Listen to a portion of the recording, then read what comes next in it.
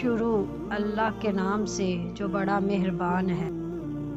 قبیلہ ارینا کے کچھ لوگ مدینہ آئے، انہیں مدینہ کی آب و ہوا راس نہیں آئی تو رسول اللہ صلی اللہ علیہ وآلہ وسلم نے انہیں صدقہ کے اونٹوں کے ساتھ چراگاہ کی طرف روانہ کیا اور فرمایا، تم لوگ اونٹنیوں کے دودھ اور پیشاب پیو۔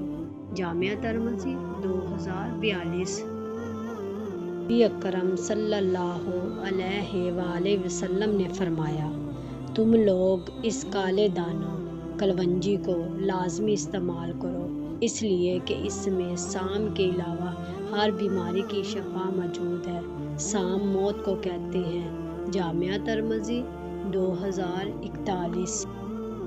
اللہ تعالی ہمیں احادیث مبارکہ پر عمل کرنے اور اپنی زندگیوں کو سنوارنے کی توفیق عطا فرمائے۔